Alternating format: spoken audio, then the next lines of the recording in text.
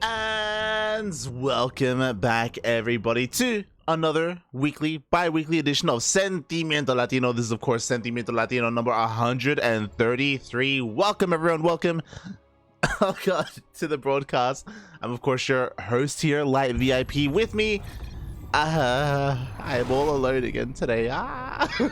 Feels bad, man. Feels bad. Usually I am joined by Ducklings, but for the past couple of editions, he has been busy with work, unfortunately. But the show must go on, and spawning in the bottom right-hand corner of Curious Minds LE, we have the Mexican Zerg player himself representing Oscillatory Universe. Oh my god. It is Alain.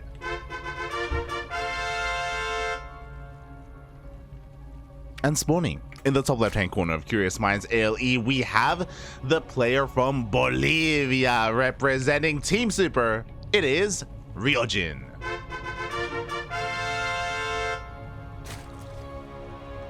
Oh my god. What? Wait, what?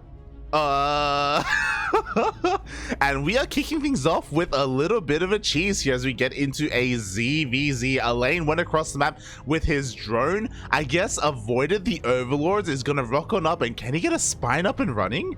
Like, he's done so much here to come across the map unscattered and unnoticed. He's waiting in the main base. Meanwhile, Ryogin is going for a hatch gas pool opening. Oh my god! What? Oh my god.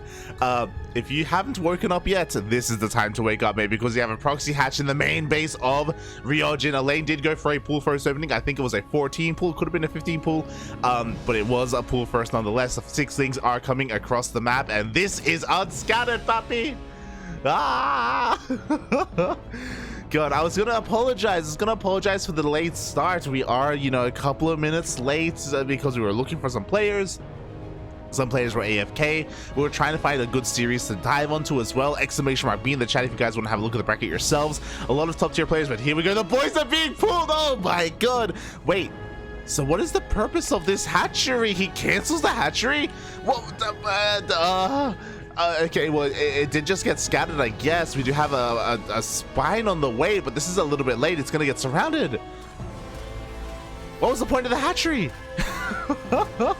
But here we go. Alain is about to rock up. We already have the first cancel on the way here. The Lings do rock up, but with 2 spines close to finishing up, like, all Ryogin has to do is defend these spine crawlers.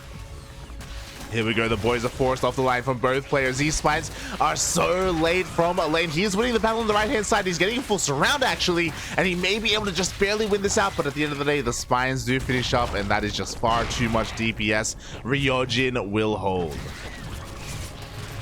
Oh, interesting. Instead, we have some spine crawlers on the low ground, but with a queen and with a couple of lings, like, it's not gonna be enough, Poppy. It's not gonna be enough. Alain, valiant efforts, very cheeky play, hiding the drone, going for the proxy hatch. It did get scattered in the end. It did get cancelled, and as a result, this is not going to turn out well for him. I wish it did. I wish it did. The spine's gonna take it out. GG gets called, and Ryogin takes game number 1. The hell did we just watch? Oh my god. All right, well, we're starting things off here with a little bit of a bang. We'll see where this series takes us in this ZvZ. Meanwhile, exclamation mark in the chat if you guys want to have a look at the bracket yourselves. Again, it is a quite stacked bracket, but mainly in the second round, we were trying to find a series for us in the first round, but some players weren't quite showing up, or I was missing some lobbies, to be fair. That's on me. That's on me. Regardless, I'm glad we found ourselves here, because this is getting wild. Okay, never mind. A lobby was made, and I'm trying to get everyone in, but it looks like the lobby has been remade. So never mind. But yeah, we have your typical players here. The Zerg Lord, Pocket Mike, Masters here as well, Ryu. Those are kind of the big names. Rangel and Ryogin kind of like, just behind them as well. Also GM. That's kind of why we're following Ryogin right now. I haven't casted him in a while, and I feel like I should. I feel like, we need to spread the love a little bit. I was torn between Ryogin and Rangel. went for Ryogin in the end. And this series does go into Parker Mike. You know, Parker Mike is waiting there in the second round.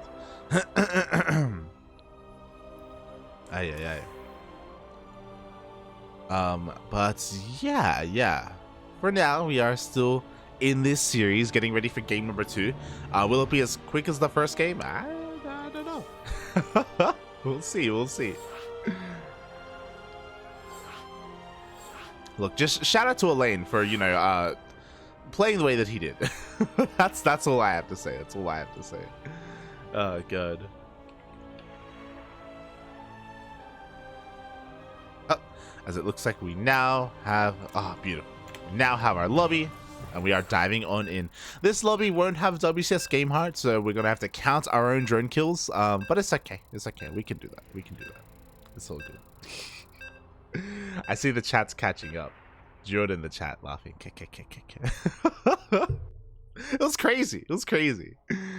Can we top that though? Look, I would love to see a 12-11. I would love to see a variant of a 13-12. Show us what you got, boys.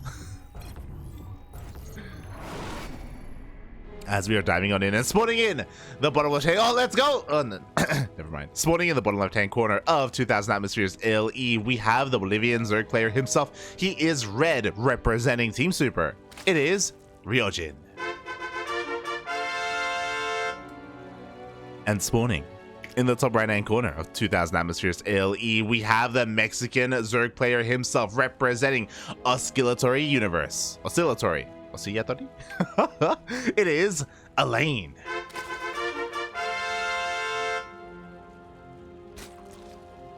Oh my god. So the previous game we did see him go for a proxy hatchery. Now he's going for a 14 hatch. Oh my god. I haven't seen this in a while, but this is a very early hatchery. It is meant to be disguised to look as a regularly timed hatchery. Once it does get scouted, I assume, we'll see if Ryogin can recognize that it's early. But actually, Alain is droning up. Wait, what? So usually when you go for an early hatchery like this, you go for the early hatchery, then you go for a pool as well. It is a hatch pool opening, but again, a very different order of things. I'm curious to see how this plays out here for Alain. Meanwhile, back at home, standard opener hatch gas pool from Ryogin. Of course it is. Like, he doesn't really have to do anything but that. All he has to do is defend against the shenanigans of Alain. There is a little bit of a skill difference here between our players. That's why I'm excited to see what Alain has to offer. But yeah, I'm a little bit confused by the earlier hatchery because, again, with this earlier hatchery, he can't really do too much with it because of the pool timing. So we'll see. I want to see if he actually pulls some workers down to make it look like he's droning, because he is banking up larva. He is banking up quite a bit of it. So intentionally they're spending it. There we go. Now he can make all of his things at once. There we go. Actually beautifully timed here, but 2 queens are still on the way as well. So interesting. Okay, so because of these queens, he's going to be able to deal with these overlords, but he's still droning. Maybe I'm reading too much into this. Maybe the 14 hatch was a mistake. I don't know. There we go. Ling speed is on the way. We don't have any more lings. I'm curious as to why he made 6 lings though. Like, does he want to make it look like a rush? No, he only goes for the rocks. He doesn't really feign too much aggression. He's moving out now, I guess. But again, like, nothing's really changing from the side of Ryogin. He doesn't have to. You know, he's got his third base on the way. He's droning up. He's getting his safety bailing nest as well once he has the gas for it. Things are looking fine for him. As fine as they should be. Oh boy. And yeah, Alain is just droning. So I wonder if the hatch timing, because I know some Zerg players do this, the hatch timing was just to line up queens, and that may just be Alain's go-to opening. It's possible. As lings are coming across the map so far, just chipping away at that third base. We have plenty to defend. We have our queens dealing with the Overlord as well. Oh god, this is so annoying in ZvZ, but the Overlord is going to go down. Ugh. Supply blocking Alain. Behind this, Alain is trying to link flood, but he's supply blocked. Oh. Not the best time to be supply blocked there. Ryogin chasing away these lings, now diverting in towards the main base. With this, he should scout the link flood. That's going to be the plan. Here we go. Link speed kicks in. There we go. The rest of the lings have been spotted. We have confirmation that lings have been made and not workers. He can even go into the main base just to double check. Misses the Baneling nest though, so he doesn't have all the information he needs. He has to rotate around towards the natural. Does miss it in the end, but again, seeing the Lings and seeing the lack of drones should be enough of a tell that at least the Ling flood is coming. Meanwhile, back at home, Banelings are being morphed in. We already have 2 Banelings here to defend. One of them may get baited out, but no, in the end, it does get saved. The rest of the Lings are about to rock up as well, but with these Banelings, Alain is going to have a hard time breaking through. But you know, that's why he's got his own Banes. You know, that is where the beautiful dance of Ling Bane versus Ling Bane comes into play. Ryogin with balls of steel, he goes across the map with a Ling run by, relying on just a handful of Banelings to defend. Ooh, one Bane does get baited out, but we have another Bane gets baited out. At the same time, Ling run by does hit. The Queen gets surrounded. Drones could go down as well as, oh god. Ryogin, please stop getting your Banelings baited out. Decent connection there, but we only have 2 Banelings remaining here. Never mind, we have 2 more where that came from. We may not have had the we may not have had the best control from Ryogin, but it doesn't even matter. He's so far ahead because of his drones, because of his overall Baneling connections. Anyway, bit of a Ling run by in the main base, but it barely gets any damage done. Ryogin ahead by 10 workers now, and Alain just doesn't have any firepower left. A bit of an A move, but doesn't matter. Nah, not really. Ryojin's fine. He's going for a massive counterattack. Again, just leaving a handful of Banelings at home to defend. It's really risky doing this, but again, he's not really being punished for it. Alain is able to defend with his reinforcements, just barely, but the problem is that he's not droning. He's down a base. He's down in tech as well. We have a Rotorn being thrown down as well. Oh, God. Banelings detonating left and right. But Ryogin defends, and that's all he has to do, even if he trades inefficiently, which I do think he has been trading a little bit inefficiently. Like, he can afford to. It's okay. It's okay. Oh, please, don't do it 2 for 3. Don't do it. Split your Banelings. Oh, there we go. Beautiful. Oh, he knows how it's done. Oh, God.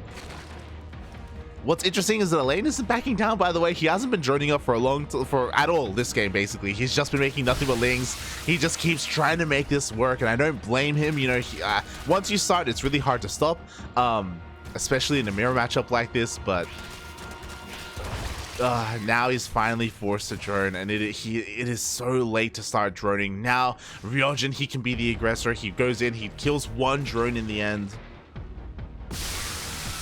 And now roaches are on the way. My heart goes out to Alain. I appreciate his tenacity and wanting to go into Ling Bane the way that he did.